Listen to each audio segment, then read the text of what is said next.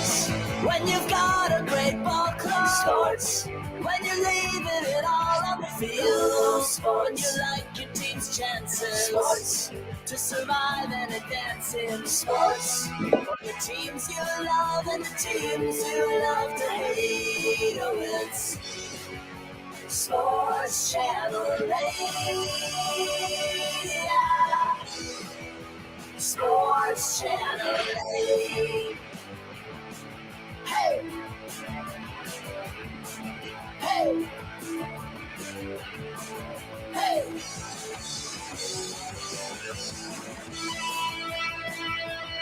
Sports Channel 8, the radio show. Sports Channel 8, the streaming show. Although we're on radio too. We're out there on Bacot Road Sports Radio. We are the streaming show coming at you Monday, Wednesdays, and Fridays, 10 a.m. And it is a Wednesday game show edition. So after we hit some hot topics, we will play the game show.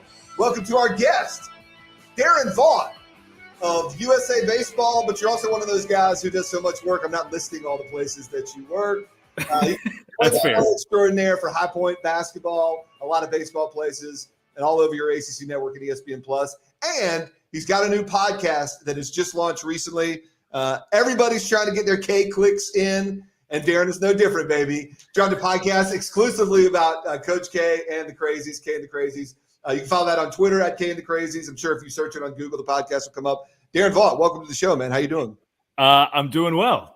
Excited for this pseudo return of Sports Channel 8. I mean, you guys have been here the whole time, but you mean pseudo because we never left? Yeah. Okay. Not that it's not a real return or that you're not really here now. No. I'm excited for it. So I've enjoyed the past couple of weeks of the streaming show. Glad to make an appearance. We are streaming, as you can see on YouTube. The commenters already jumping in. Want to compare Armando Bacot to Grayson Allen. I don't think that's quite fair, but folks are jumping in. I don't think it's quite fair. On Twitter, you can watch all those. And before we start arguing, let's remind you that Sports Channel 8, the streaming show, is brought to you by Movement Mortgage, the only place to get your mortgage. Basically, if you appear on this show, you've got to go through Josh Goodson at Movement Mortgage, unless you're me. I went through somebody else at Movement Mortgage. But talk to Josh, hit him up. Josh, I checked out your profile the other day. You did a T-shirt photo shoot there. I like it. I would have thought you had been in a golf polo. No, movement is pro T-shirt, no suits here. No suits. Oh, gotcha. So, but he is serious about saving you money. If you've seen Josh on social media, you know, like he puts it blatantly, like why would you not let me give you money? You can make house repairs, you can take off student debt, or I could just whatever you're paying, I can make it less. Who would not want to do that? But yeah, so hit up Josh Goodson on social media, even if his face looks kind of darkened. I guess he's sacrificing to get the cool background in there. But let's go. He's actually just standing in front of his TV. He's got it paused. He's standing in front of his TV right now. That's what's Let's say hello to everyone and give them a chance to say whatever they want to start things out. Below me on your screen and drinking a cup of Joe is Cup of Joe, Brian Geisinger. What's going on, BG? Good. I got this mug at Cup of Joe last month, and I really like it a lot. So a Raleigh institution. It's been a couple different places, and now there's still a couple different versions of it now. But yeah, Cup of Joe. I went in there to get one cup of coffee and walked out with a huge bag of coffee beans, a mug, and a free coffee by virtue of buying the bag of beans. So much here. I should mention it more, but you can always check out Brian Geisinger's great work at ACCSports.com, the ACC Sports Journal, and the Buzz Beat podcast, the best place for Hornets coverage.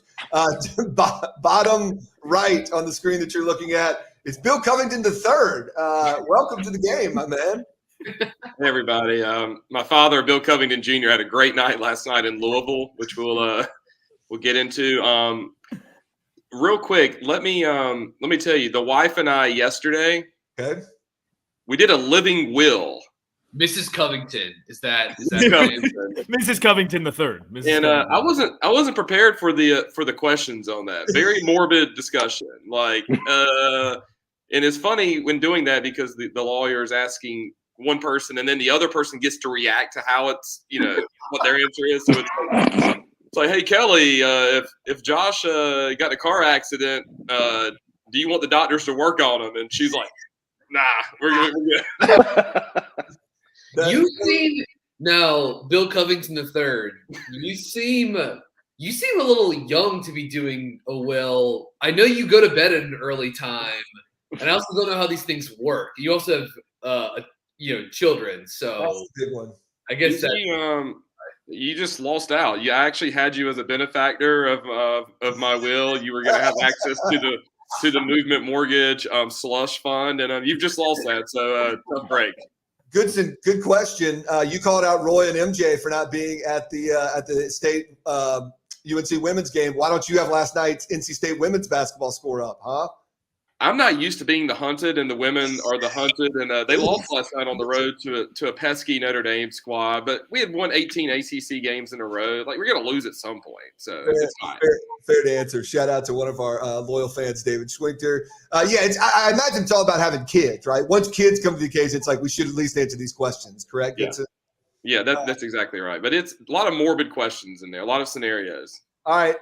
With the blank screen not showing up on video, I don't know if that's because he doesn't want his bosses to know that he's on here. It is all officials are bad. I believe that is the weather Moose. Moose, what's going on, man?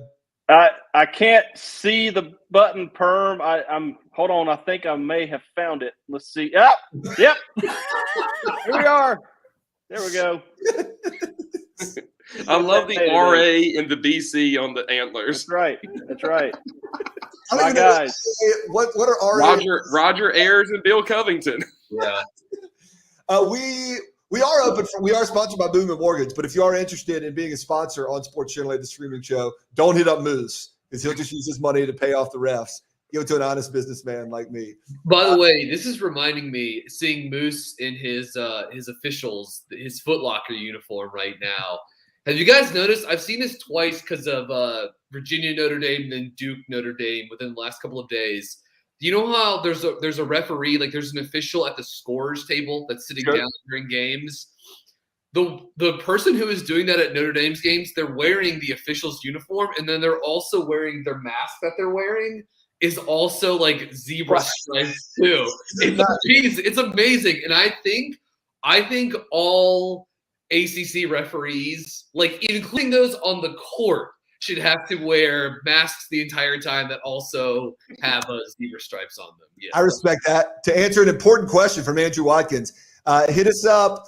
A couple different emails. What's the official corporate email? Hold on, I'm gonna find my Venmo. At Sports Channel 8. Hit up SC8 at Sports Channel 8. We also have a Gmail account, Sports Channel 8NC at gmail.com, but SC8 at sportschannel8.com should work. Do not send it to Moose. Sports Channel 8. Absolutely not. Hit up SC8 at Sports Channel 8. Appreciate Andrew, another one of our big-time fans. We love you, Andrew. We need to send Andrew a hat. I still got a couple free hats lying around here. It's cranking up soon. We wanted to get the show going, and then we'll add elements. We'll start doing some giveaways for some Canes tickets, maybe some SC8 hats or koozies for commenters and other people. So get engaged, subscribe on YouTube, subscribe to the podcast so you never miss. And, of course, I mentioned our guest, Daron Vaught. Do you have any opening thoughts or anything you want to shamelessly plug besides K and the Crazies? Yeah, tell us where you can find it and what you're doing with that podcast.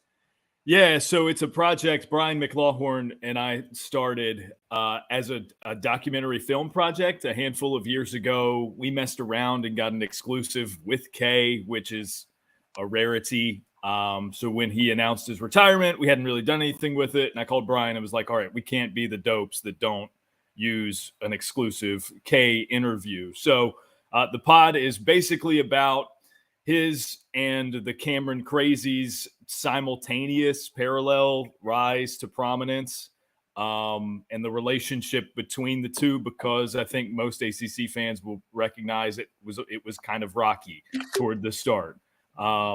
So yeah, no, that's anywhere you get your podcasts. K and the Crazies, would love for you to check it out. Episode 1 came out last week. We're going to drop episode 2 a little bit later today and key in on some of the Krzyzewskiville specific stuff. Talk to some crazies, some tenters about their experiences. So very cool. Go check that out. I'm sure all the folks who welcomed British Tar Heel to North Carolina last week will be big fans of the K and the Crazies podcast. Yeah. But maybe a different subset of folks will get into this. All right. Last night in the ACC, UNC, a huge overtime win over Louisville. I think it was like 90. All I'm saying is it takes more commitment to camp out for a game at Krzyzewskiville than it does to get on a plane and fly from England to America to UNC. That's all I'm saying. You weren't here Monday for the. We got our British Tar Heel hate out of the way. Although I'm sure Moose and Goodson have plenty to conjure up. By the way, look at that fundamental box out by Armando Bacot. I mean, that is textbook form down there. All right, let's start right there. And I thought Goodson, although Moose is bringing it strong, I thought Goodson had one of the best takes. You would think he'd be mad because UNC won and the refs may have helped them, but instead, you just found this to be good old-fashioned ACC hoops, right, Josh? Look, we have talked about this year that it's been hard to get into ACC basketball. Like crowds are down. There's a common theme of you don't know the players on teams' name, on other teams, and right. It's just been a weird year, but I feel like we're in ACC basketball season now. It's in February, so for a real ACC basketball season, you have to have first NC State either has to be living on the bubble or about to fire their coach, and we got that, right? So we got that. It's a Duke UNC game on the horizon, so that makes it feel like ACC basketball season. And the cherry on top was UNC winning a game because the referees gave it to them, and it just felt right last night. All right, Louisville. Let's talk some actual basketball, Brian Geisker and Daron. Feel free to jump in anytime. You're a guest, but at this you're part of the roundtable here. The decision to bench Malik Williams, although maybe that's going too deep on actually analyzing this game, I thought it was a good decision by Louisville because clearly it seemed like he thought maybe he was a little bit better than the team. And interim coach Pegues was like, "Look, I'm going with the dudes that want to go out there and go to war regardless of our situation," and that's what he got out of the dudes last night. Yeah, I mean, and like the backups and the other front court guys at Louisville are good players. Like Sidney Curry's played really well the last month. He had a nice game against Mark Williams over the weekend when they hosted Duke, and what was another close game. He looked pretty good against Bacot last night. Jalen Withers was like one of the best freshmen in the ACC last year. He's really struggled last night, 12 points. So they got something from some of these other front court guys, and Malik Williams is a good player. He's also Louisville's best post defender. He's their best defensive rebounder. But, he's also not a first team all ACC guy too. You know what I mean? So his stuff I think is more, he kind of does the dirty work. And it looked like this year Malik Williams wanted to float around and shoot a bunch of threes and post up and stuff like that. Regardless, I think I get why Pegues suspended him. It feels like it had been trending in that direction for a period of time. We'll see how long the suspension lasts, actually. And certainly for some of Louisville's younger big guys, they can grab some reps here. But it does seem like they've pulled with both the Duke game and the UNC game, Louisville's done some stuff to try to drum up some emotion. And I think that's been cool for their fan base, right? Had sort of checked out on the season, and now all of a sudden they've gotten really they're really feeling some stuff again. They're throwing stuff on the court. Yeah, absolutely. That's how you know they're engaged. Yeah. All right, Moose, you want to rank your favorite cause of last night? I mean, how do you guys want to talk about the refs? Because you started and I'll respond. The arm bar, down there that Bacot put on Curry is a tremendous no call. Curry shouldn't have been standing there. He was clearly impeding Bacot to the basketball. That's a clear and easy foul call on Curry. I don't want to hear a word about it. And then this. A lot of people are claiming that Bacot intentionally trips. I'm not sure who the Louisville player is here, but that's not true. He's just clearly looking to get his balance, and he just managed to incidentally grab a knee. I don't want to hear it. The officials last night, A+. Right. I will say it's as first year head coach of the Tar Heels, it's nice to see Hubert Davis take some ownership. I believe as of 15 minutes ago, 10 a.m. this morning, Bacot had served his indefinite suspension for that. He did it this morning. Bacot has no history of doing anything dirty, right? That the one Moose has behind him now is a trip and should have been called. Okay, but I'm not taking these Grayson Allen comparisons. That is All right, hold on. He had 3 separate incidences last night where it was dirty. He had the armbar, which you see, the knee behind me here, and then the theatrical Oscar-worthy flop that drew the technical on. No. And then he admitted it in the handshake line. He admitted it to his face. I flopped. He was doing the dramatic, like, what's going on here? He didn't realize his foot was caught. He was not trying to flop and go all the way down, though. That's ridiculous. I already put up Swain's comment, Moose. You don't have to put it back up there. No, we need it again. But all right, here's my other thing. Bacot in college, I know he's not gonna just be able to repeat this as a pro, but he's a lot like Shaq was in the NBA. At this point, dudes are just grabbing him. And that was clearly Louisville's game plan last night. They were like, our good big dude isn't here, so we're putting our scrub big dudes in and just grab Bacot. Like, half of his fouls, what it looked like he was pushing people, was him trying to shake free and people grabbing his arm, including the one that Bill Covington just took down, now that I want to talk about it. But no, the game plan, it was like when Clemson used to play UNC back in the day, and they were like, just throw a bunch of bodies and foul him every time, and they won't call all of them, and we'll keep it close. Goodson has Bacot's tweet up there. That was pretty good, I thought.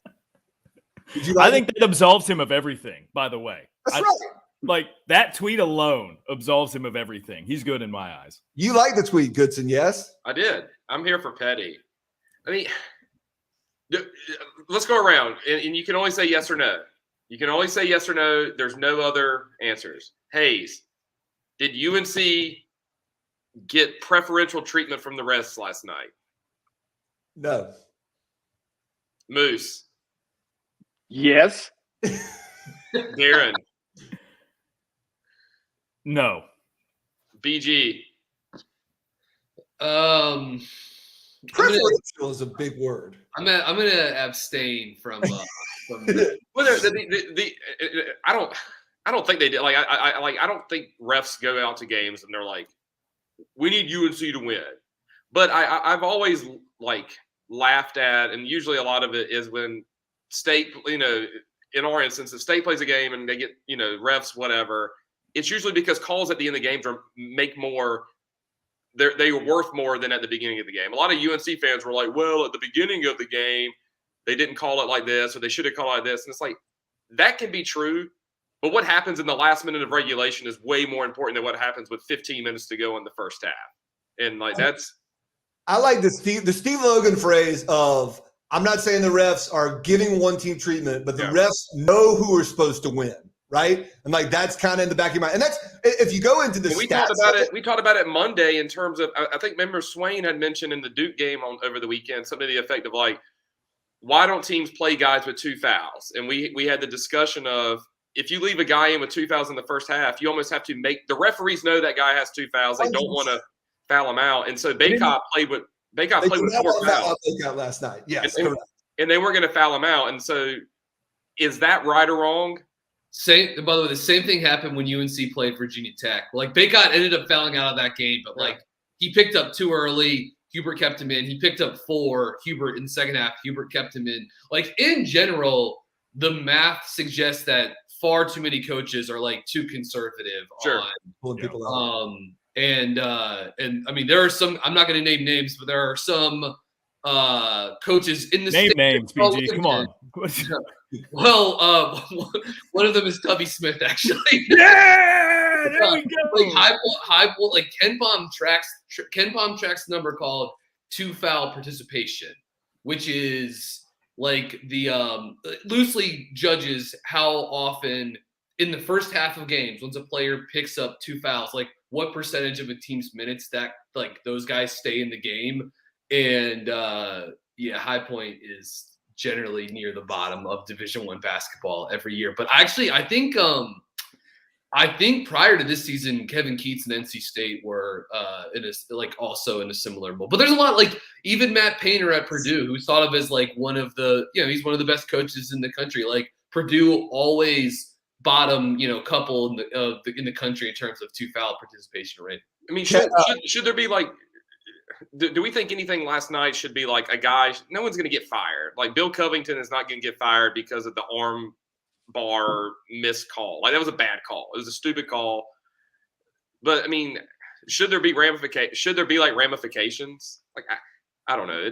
It's tough in real time. It's tough in real time because that call, I don't think we're going to necessarily say it made Louisville lose the game or make UNC technically win the game, but it definitely decides how the game is played after that instance and such, and that could lead to a team winning or losing. Darren, go ahead. I got something. Just from what I understand about what the officials are emphasizing this year, if anything is going to be reprimanded, I think it would be the lack of a flopping warning against Bacot, and like the complete inverse, giving a technical to Louisville in that case. But that's because they operate in they operate sort of season by season, right? They've got 3 things that they're 100% keen on this season and this season alone. And if something comes up in an egregious manner this year, that's just going to get added to whatever list they use next year. And, the hope is you address a few things at a time over a long period. It's all going to buff out. I would imagine if anything gets reprimanded, it's going to be the no flop. Here's my thing. We now have more transparency and more information in sports than we ever had before. And much like college football, we accepted up until like the 90s that super biased sports writers just voted the national champion, right? But then when it came out of there's a better way to judge teams, we've added more computer-based stuff, more analytics, whatever. Now, whatever we have now in the committee, presumably they're still looking at it. But I think the same is kind of true with refs. For the longest time, they tried to protect individual refs, but they'll tell you what a crew is called or a game, but nobody will break out for you individual calls. Well, it's only a matter of time now before somebody could draw up, a robot to watch games and be able to single out who's calling every foul call. And if you watch enough games, you know that Jamie Lucky is calling more fouls than the other 2 dudes on his team, right? So I think it's time to go ahead and embrace that refs can be singled out, and we need to establish what the baseline for a well-called game is. Logical, fair people are not expecting to get it right 100% of the time. And if the baseline is whatever that score is, if the baseline is an 85, and when we get the best refs in the world, they do an 85 out of 100. And if Bill Covington is game in, game out, scoring 90s and 91s and 90 whatever above the average, even if he misses that call, it's no, I don't think there should be, there should be a penalty for one call because it was that. You got to go with what this person's whole body of work is doing. But I think we would see some refs that have been getting good games for years just because we like them in the ACC and the supervisor officials loves them, or they're in an institution and they hang on too long, that are scoring 70s and 75s. And we just got to be honest about if you are doing well above the average, a missed call we'll totally accept. But if you're below and we're only putting you out there because you've done 10 ACC tournaments, then it might be time for you. And either or just more transparency, or I don't know. I don't want to get into the game of they should be able to replay calls, right? But I guarantee you, if they were able to go look at a replay of that call, it's probably not made. I would rather us be correct. I'd rather us be correct than just going off the opinion of someone. But that's just, you want the game to be played at a high integrity. Then in my dream world, basketball players call fouls themselves, pickup ball, and then there's an eye in the sky for disputes. And you get a reputation. You get a tech if you call 3 calls that are BS and the replay bears it out. Nah, that's crap, dude. You get everybody knows who the dude that does that in the real league. There's no repercussions. But obviously, that's a little bit of a fantasy land. The NBA offers a little more transparency with this stuff as far as the public goes. They do make available these things called L2Ms, which are stands for the last 2-minute report. I'd be down for that. Of close games. So it's not perfect. But then that way there's a little, people who are NBA fans are often frustrated by these things because it doesn't change. If your team gets screwed with the call, it's not the last 2-minute report comes out tomorrow and you're this makes up for the loss we had because of the call last night. I feel warm inside. But there's at least a little bit more public facing transparency with that. That's what I think the grading system would do too. No, we're not going to tell you that Bill Covington got the call right last night, but we're going to tell you we stand by him because here consistently he's got a good ref. And I'm not saying that he is or isn't. By the way, you know who has to be enjoying this more than anybody? The discussion on refs and like Bacot doing his Grayson Allen impersonation. Do you know who has to be most thrilled about that? Who? Caleb Love, probably. Yes. No one's talking about the fact that Caleb Love was 3 of 18 from the field last night. At some point, he just looked like he was like unglued. It was just running at the rim and throwing balls it looked like his freshman year at times where he's like frustrated and just hoping to get a foul call when he wasn't even getting close to foul. He's been much better this year. And Caleb Love has been like pretty awesome. But like he's still not a big like separation guy one-on-one. He still takes a lot of tough shots. And on certain nights, it can look a little ugly. He reverted back to bad love. We got State Syracuse tonight. Goodson, is this the beginning of the Kevin Keats farewell tour? Are Kay and Keats both having farewell tours now? Yeah, it's going to be bad tonight, crowd wise. 9 o'clock start after Saturday. Maybe 5,000 people will be there. And, I was talking to someone yesterday about this. Like, there's been a lot of weird stuff in Kevin Keats' tenure at State. Like, he recruits guys that end up going to the G League. You can't really fault him for that, but like that's a thing that happened. The COVID years kind of screwed stuff up. The first year of the net, they don't get in the tournament, and they're like, net is better than like half of the field. Like, just weird stuff. This year with Manny Bates, there's been like actual on the court stuff that, your best players get hurt. I think he has like enough goodwill and enough stuff that like, he should probably deserve another year, right, after this year. But the only way you don't deserve another year is if what happened Saturday replicates itself. And I'm worried that tonight's kind of irrelevant, but they have 3 games left, and 2 of them are at home. UNC, Wake Forest at home, and then a return trip to Winston-Salem at the end of the year. If those 3 games get sideways, and to State's credit, they have not had many blowout losses this year. Saturday was the first instance of that. But if those 3 games get sideways, especially the 2 in Raleigh, which they could, right? UNC and Wake are better than State. They easily could. If those things get sideways and you're looking at a team that finishes 5-15 in the ACC and you've lost to Wake and UNC by 20 or 30 points in each outcome, I don't know how you can sit there and be like, okay, next year you've got goodwill and we think you can get us back out of this. And so the next few games, the next month or so is probably going to be the end, not the end, but that's what I'm looking for the next couple weeks. The other thing that I get concerned about with State, like looking beyond this year, is just like what's the roster construction for next season? Right. I mean, you have to have. Like you have to have is Darian Sebron going to come back? Is Manny Bates going to come back? And is Traquavion Smith going to transfer? If he knows, what about Cam Hayes, who's like has basically been on the fringes of the rotation for the last month or so? There's a lot of things going on that it's like you have to trust the guy to say it in the off season, and it's like, do you just cut bait now? Do you just go? Right. So we'll see.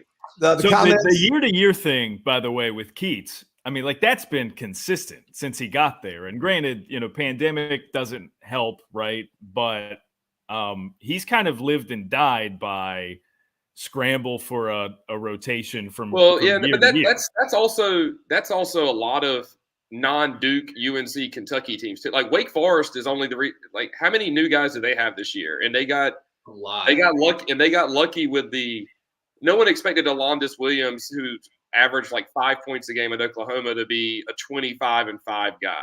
Yeah. Do you know how hard it is to go out? I think it's going to be between Alondis Williams and Banchero for ACC Player of the Year. And anyone could have had Alondis Williams in the transfer portal, in May this past year. You know what I mean? And they went out and got Jake LaRavia. They got 2 all ACC guys in the transfer portal. That's that probably never happened before. I mean, a lot of the things that, to give Keats credit, is this year up until Saturday.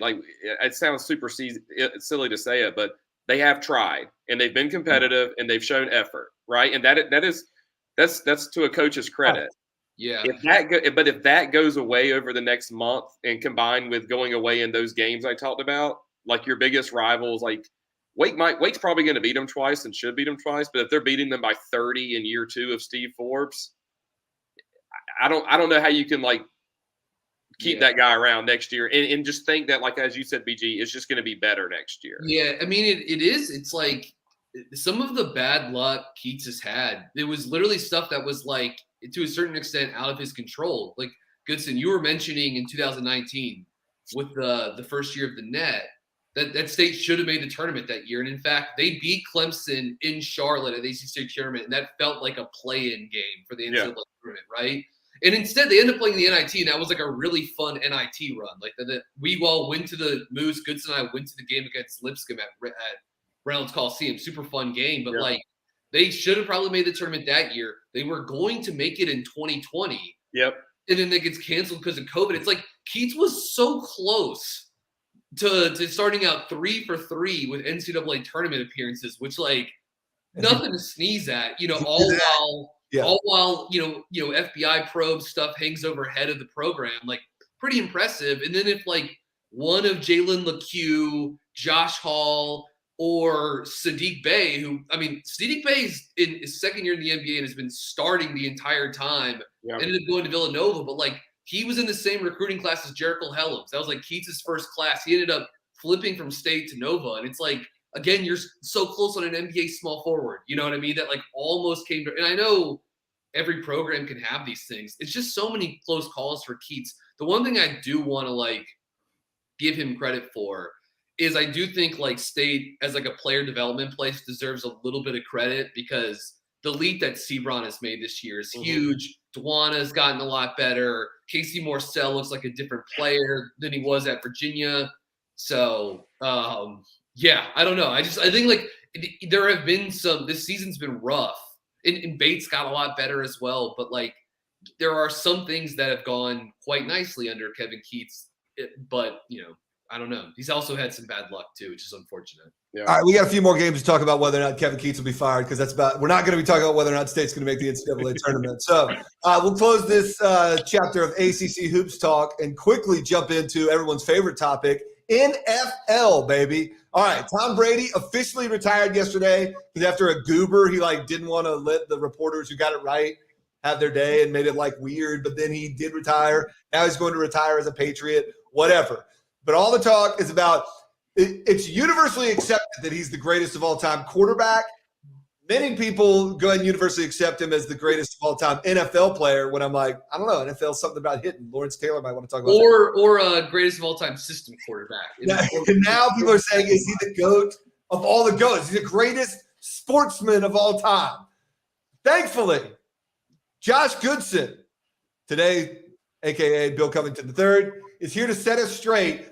The number one thing that makes Brady seem the greatest is because he has 7 Super Bowls, whereas there's no other franchise that has more than 5, maybe, or I guess 6, because the Patriots must have 6 because he got his first 6 there. But Josh Goodson, give us the stats. Why should Brady not be considered the GOAT, and why are many of his Super Bowls fraudulent? Well, I had to go back and look because could he be the most clutch guy, right? Is he the most durable player of all time? Sure, right? You can't get to where he was. You have to do something throughout the year to make the playoffs. But I went back and looked at the 7 Super Bowls, and I think only one of them, he actually was, good in. The rest of them were just straight up trash. All right, the first one, they played the Rams. I think the final score was 20-17. Here was his stat line. He was 16 of 27 for 145 yards. He basically was a Georgia Tech option quarterback in the first Super Bowl. The Rams had 3 turnovers that game. Tommy doesn't play defense, but we're going to give him credit because they won that Super Bowl, right? Didn't Vinatieri win the MVP that too? You let the kicker win the MVP. Exactly. Second one, John Casey kicked the ball out of bounds. Yeah, God damn him for that. If he doesn't do that, Panthers probably win. He's not had 7. He's at 6 now. He may have played well in that game. Who cares? But John Casey kicked the ball about. He's probably the luckiest of all time. Is what he should have lost the Super Bowl to Jake Delhomme. Is what Josh. That's right. The third one, They beat the Eagles, and all I wrote was the Eagles stink. Like, we never really think the Eagles are good. That was when McNabb was literally throwing up on himself. The Eagles had 4. Also, Terrell Owens playing with like a broken leg in that game too. And the Eagles had 4 turnovers that game. Again, Tommy doesn't play defense. 7 turnovers in two of those Super Bowls that resulted in a win. I mean, can you imagine a team if you commit 3 turnovers, you don't expect to win? No. If you have 3 turnovers, your win expectation should be like 15%. 4, it's like 5%. The fourth Super Bowl, and this is the one that's like near and dear to my heart, the Seahawks game. Yeah. Like, we know what happened in that game. It was 1st and goal on the 2-yard line, and they threw an interception. But sure, Tommy, without Brady, they don't win that Super Bowl. Like, no, without the Seahawks vomiting on themselves, they don't win that Super Bowl. Yeah, that really was a Pete Carroll botch job that gave Number 5, the Falcons. It was 28-3. Run the ball. Doesn't the count. biggest joke in the history of the world. Like, Tommy didn't make that happen. It was the Falcons that made that happen. That's total. I can't.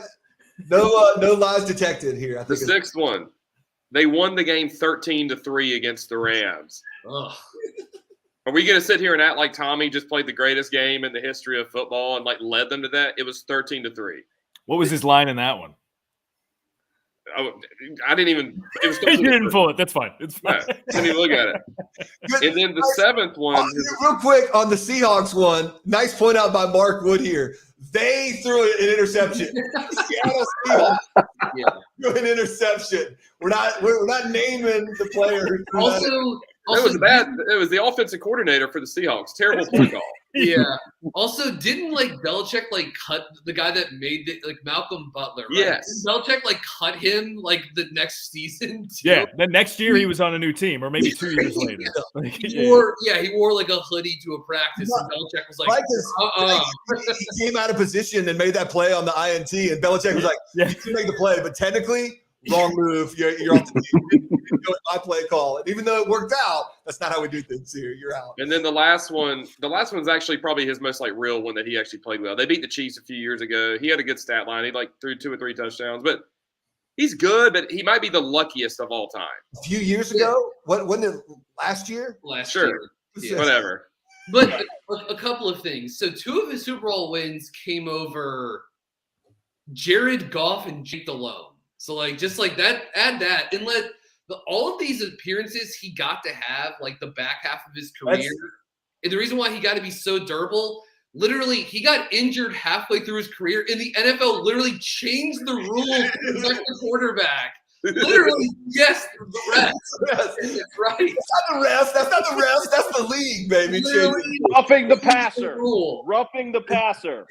Roughing the passer. You can't hit him low. You can't hit him high. Don't tackle him hard. Those are all Brady rules, dude. Yeah. It's crazy. Because, like, we want to keep this guy on. And the tuck rule, by the way, too. Like, none of this happened. Not the tuck rule. That's like the ultimate, like, butterfly effect moment of the NFL the last decade or 2 decades. Great point by Mike. Even though, as Goodson pointed out, his 7th Super Bowl was his best statistically, but that's a COVID championship. I'm not sure. Asterisk. Yeah. And we were trying to remember who it was for the Seahawks. We couldn't come up with the name. It was the Wisconsin's Russell Wilson who threw that interception. Of course. Shout out Thomas Hall. But no, and then I'm not going to go as detail as Goodson did.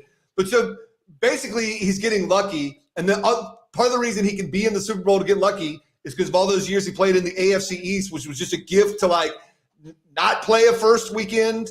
I mean, you get to play against Millbrook High twice a year. Yes. It's going to be a layup line. And then you get 2 games in the snow, so that you can, with your run game or whatever, and the Chiefs or the Colts or somebody have to come play you because you went 13-3 or 14-2 in the regular season.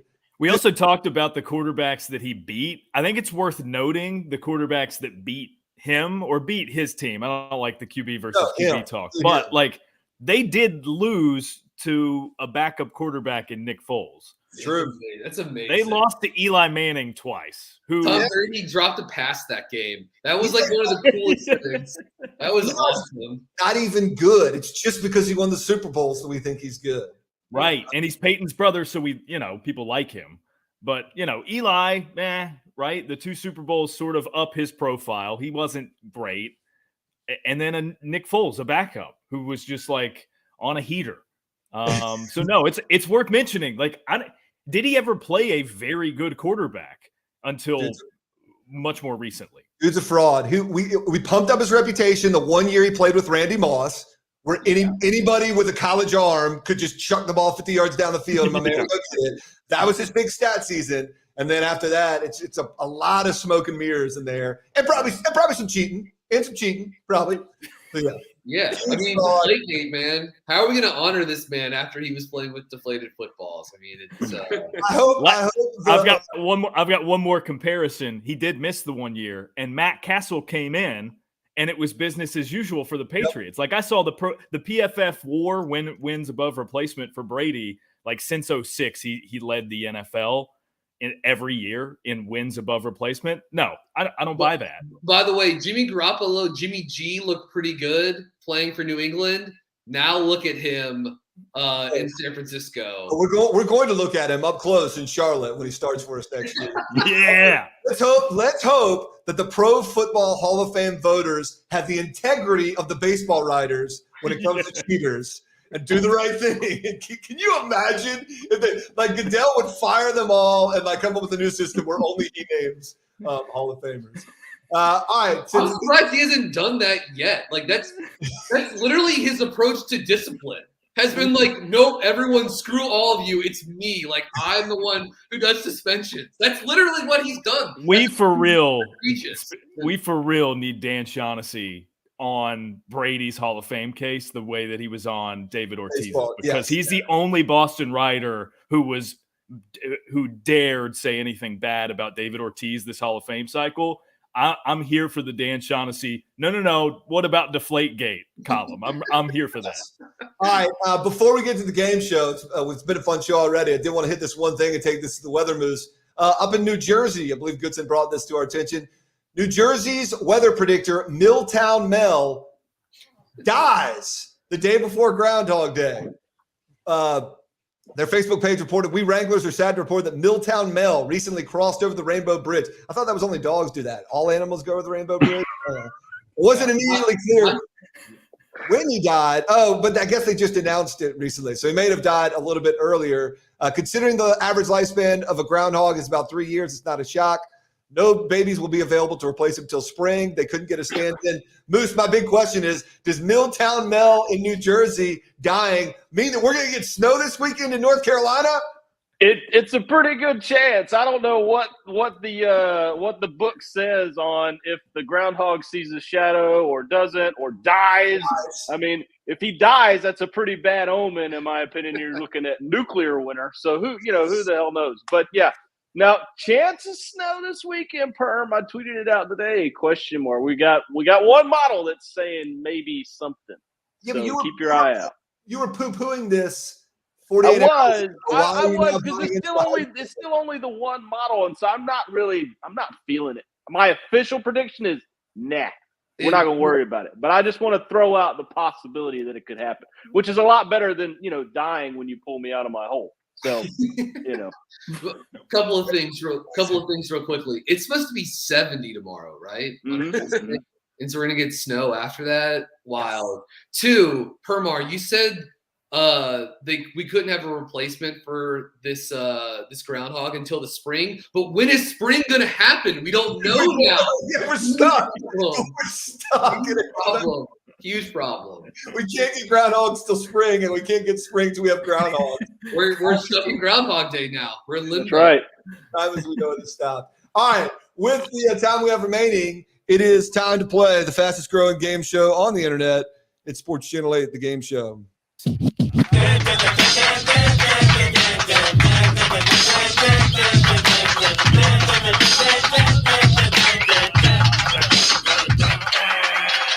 All right, here's how this works. Daron Vaught, you are contestant.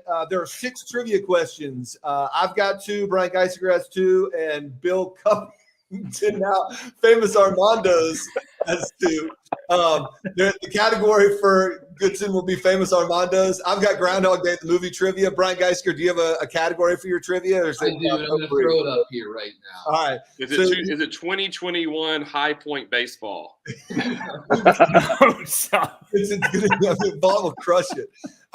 You're gonna have to ask all these questions. You can collect every answer you get right is a token that you collect and take with you to round 2, where you can turn that token in for a clue to guess a mystery person. So let's start with round 1 and just pick a category, and we'll give you a trivia question. All right. You're giving me Groundhog Day, the movie trivia, right? Let's do that first. All right. Ned Ryerson was played by Stephen Tobolowsky. I'm not sure if I'm saying that right, but that's how it's spelled. One of the great characters in Groundhog Day. Stephen Tobolowsky was in another great 80s comedy as just a very minor role, but he delivers the famous line where he says, "No, you didn't catch them.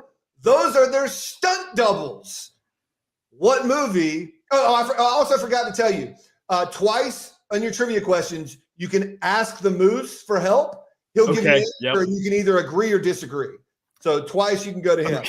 Okay. So Stephen Tobolowsky was in another 80s comedy where they catch people, and he says, "No, you didn't catch them, you idiots. That's their stunt doubles." What 80s comedy did Stephen Tobolowsky also appear in? And if you want, you can ask the Moose. Yeah, no, wow. This is just missing. I'm going to ask the Moose right out of the gate. We're gonna get to him. Cool. So the one that I remember him being in, and the only reason I know this is because I've watched it a million times, is, and I can't guarantee you this is right, but I'm going to go with Spaceballs. Agree or disagree? I don't think that's right. I'm going to disagree with the Moose. You never disagree with the Moose. That's in Spaceballs. Damn, okay. When they snuck in to save the princess, and they're all wearing stormtrooper gear, and they're chasing them, and they think they've got them, and they turn around, and it's like a girl with a mustache. Okay. Yeah. And Stephen Tobolowsky is in gear, and he goes, "That's not them, you idiots! You caught their stunt double." Yeah, so, I had some inklings of other movies, and I let that affect my my decision making there. My bad. Go for one. My bad. Where do you want to go next? All right, let's go to BG. All right. By the way, shout out to Sir Walter Wally, the Groundhog here in Raleigh too. Just quick tip of the cap.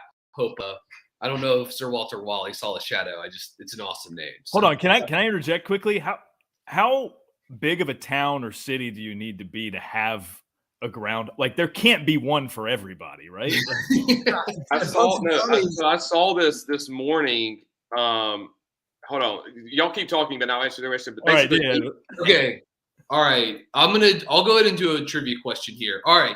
Since America's greatest hero and biggest fraud, Tom Brady, retired this week, he of course played his college football at the University of Michigan. So we're going to talk some Michigan basketball. Okay. Last season in the NBA, there were, by the way, right now in the NBA this year, one of the best rookies has been Franz Wagner, first-round draft pick of the Orlando Magic from Michigan. Last season in the NBA, though, there were 4 former University of Michigan players that averaged at least 10 or more points per game. Can you name one of the 4 former Michigan Wolverines that in the 2020-2021 NBA season averaged at least 10 points per game? 10 points per game, former Michigan Wolverine. 10 in the NBA seems low. Like, it's not that much. Everyone's scoring 3-pointers, pace. 10 seems low. Man, I should have a better inclination than going with the other Wagner. I'll give you Mo Wagner's not the right answer. I'll give you a hint.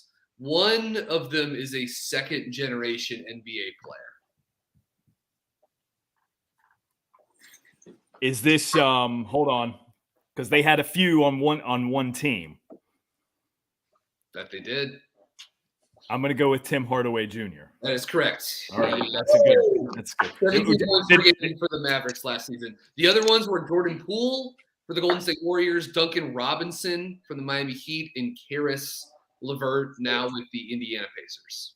All right, so you got 1 point, 1 for 2. You want to keep going around the horn and hit up Goodson? Yeah, let's do that now. I sincerely hope it's not actually 2021 High Point Baseball. This is an obscure game. No. Armando's. It's Famous Armando's is my Got it, yeah. category. And I just found out that Garner has Snurd the Groundhog. It's SNRERD. And Apex has Sally the Armadillo. Wait, what?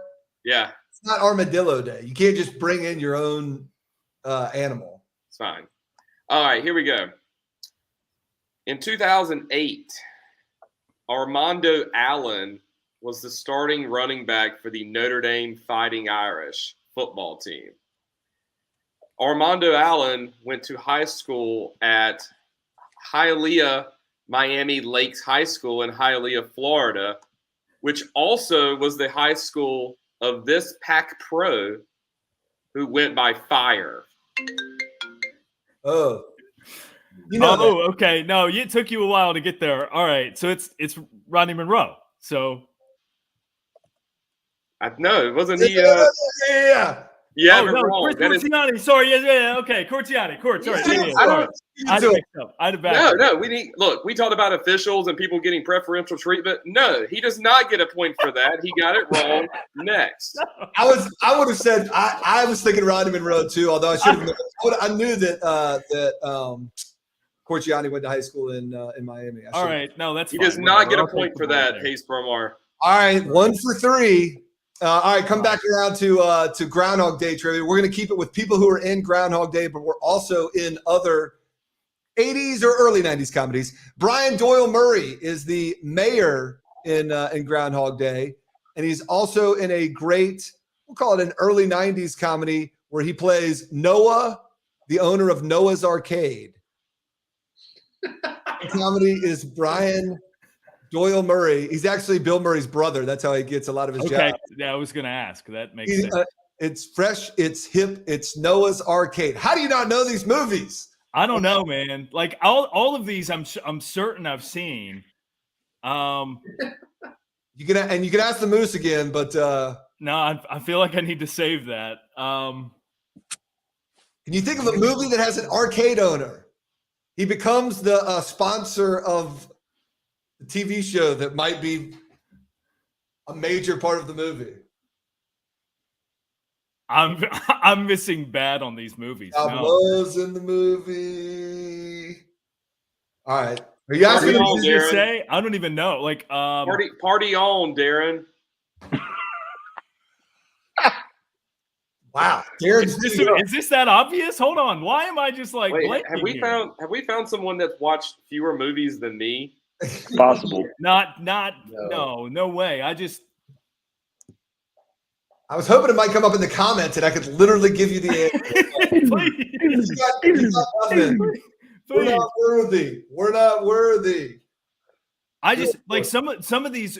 It's a time frame of movies that I'm familiar with, but like it's just been so long since I've seen them. You see them once, and yeah, no way. I forgot how to say it. That's Wayne's World. Wayne's World. Wayne's World. That's it. Okay. The owner of Noah's Arcade.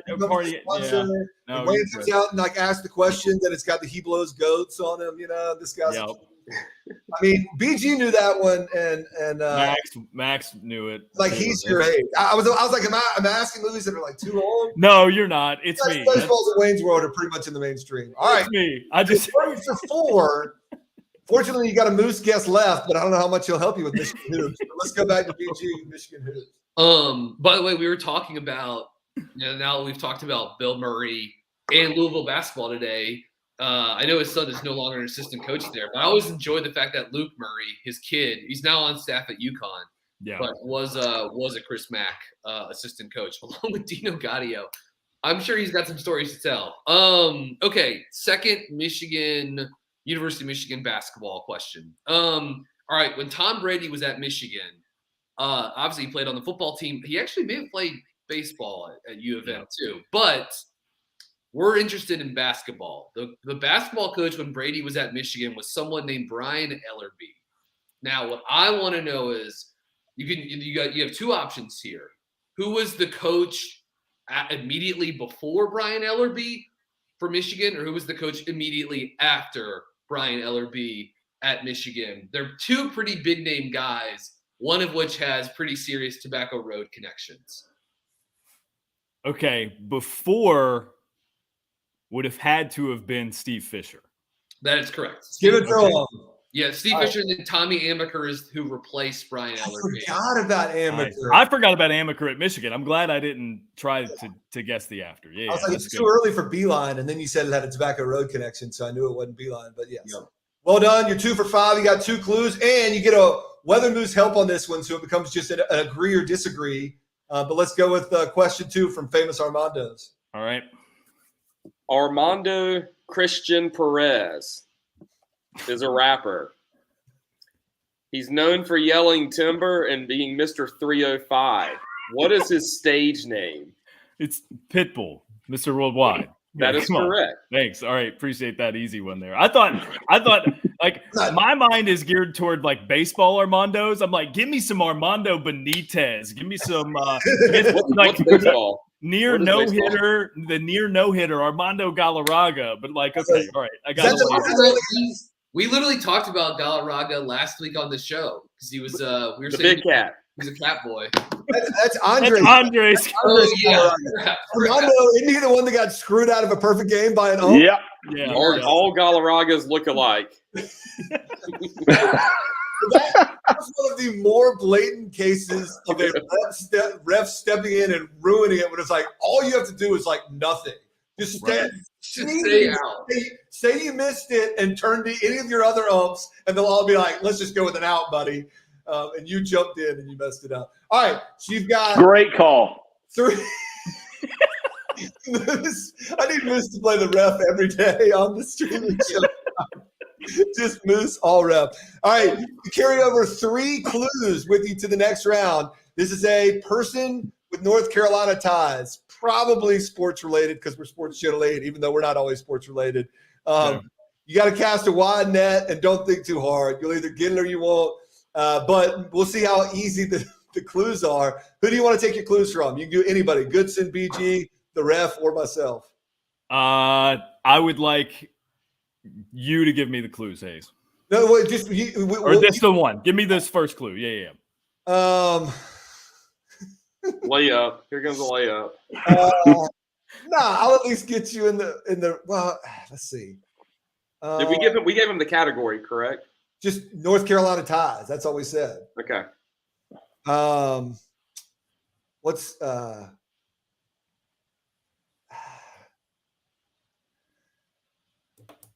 I'll go. I'll go unlimited. Unlimited. Yeah, and you got 2 more clues, but you get a guess. Moose, does my clue at least make sense? Yeah, it made me laugh. I got what you're saying. Wait, are we doing who I proposed earlier? Yes. Yes. Okay. I'm glad I didn't go to Goodson. But you can also play along in the comments. But yeah, the first clue is unlimited, and go ahead and throw a guess out there. Yeah. Luke Kennard. Yeah, that is incorrect. Yeah. That's all right. All right. Who do you want to give your next clue? All right, let's go Moose. It ties into Permars, and the clue is ejected.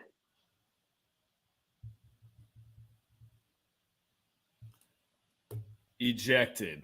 Elliot Avent. No.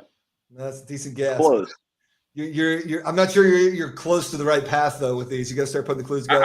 I might could get him. I might could get him on the right path. All right, let's go with you, Goodson. The final clue. Gugliotta.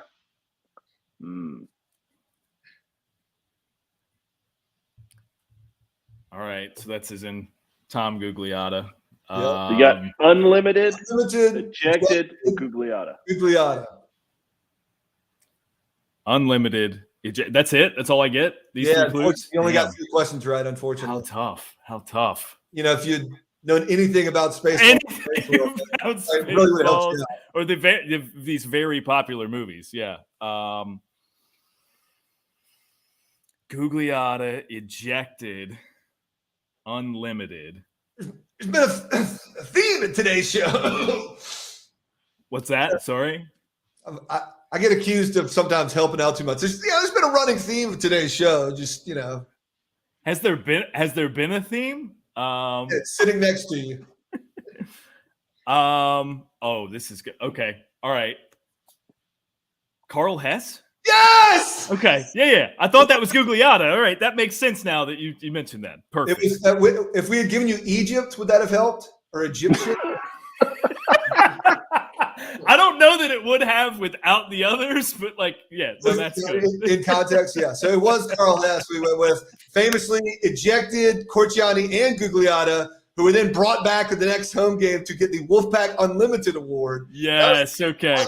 My clue was probably a little misleading, but I was trying to at least get you to the right situation. No, that was good. The Unlimited Award is a piece of the story I'm aware of. I obviously wasn't around when that was a thing, yes. so. I was in undergrad at State and at the time, and that was a big mad at that. It really helped the narrative that State doesn't get screwed by the officials. It really helped. Then Goodson had it. The best part of that is like the coda for Carl Hess's relationship with the ACC is he doesn't do an ACC game for like 3 years. Then the first game he does at State, they're playing the Reynolds Coliseum game against Mike Young in Wofford. Yeah. And he tees up the Got Man in the game. His first game back, he just could not help himself at all. Could not help I think that was before we got to the under 4 timeout of the first half. Yes, it was. Yes. But as an official, BG, that's just Carl coming in and asserting his dominance right out of the gate. I'm totally comfortable with that early tee. The KH on the shoes at the ACC tournament. ACC tournament. Oh, no kidding. Yeah. That's for the tribute to him was just like, dude, fellas. And that year, and I believe that tournament. That year against UNC in ACC tournament, State got absolutely they got boned by the refs in that game. There's about plays where a State dude goes like a 50-50 shove off, and it's like, Charles, going the other way. Then on the other end, Kendall Marshall with probably a more egregious shove off, no call, lay in, count, go. Yeah. That was one where Godfrey was just like turning to fans and being like, throw stuff. Just throw.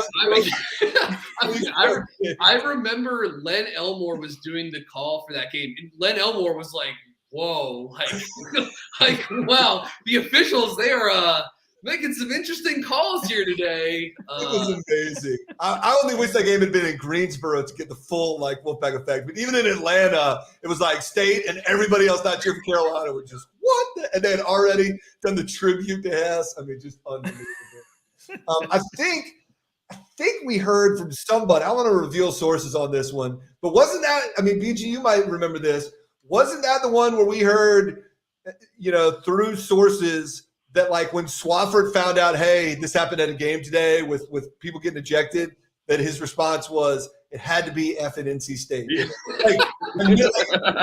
Hess is one thing, but of course he had to go full Hess at State. And that was the response of of course it had to be effing State. What stinks is later that 2011-2012 season, we just missed out on, do you remember, in the NCAA tournament that year, UNC was awesome, but obviously Kendall Marshall was taken out by Creighton. That's right. And we were this close to NC State, UNC for the 4th time that State lost to Kansas, right? Yeah. If they had beaten Kansas, I think they would have gotten the rematch. They made a nice run.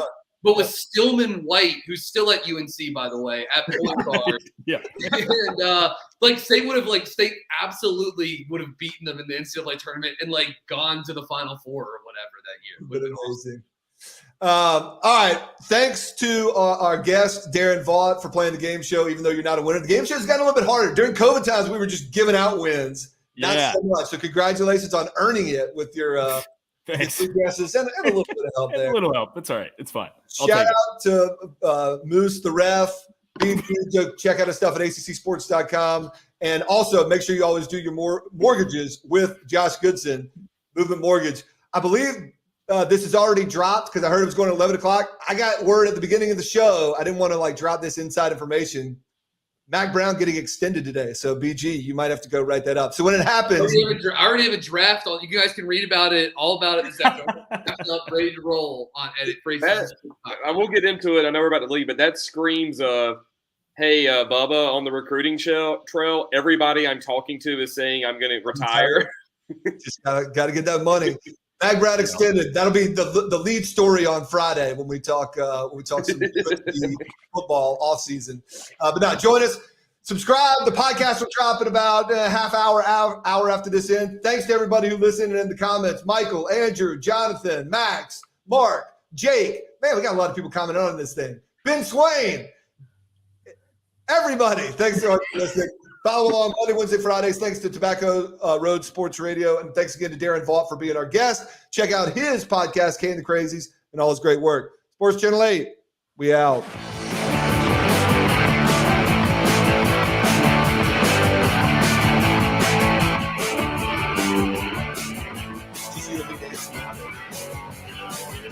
Sports, when you've got a great ball club. Sports, when you're leaving it all on the field.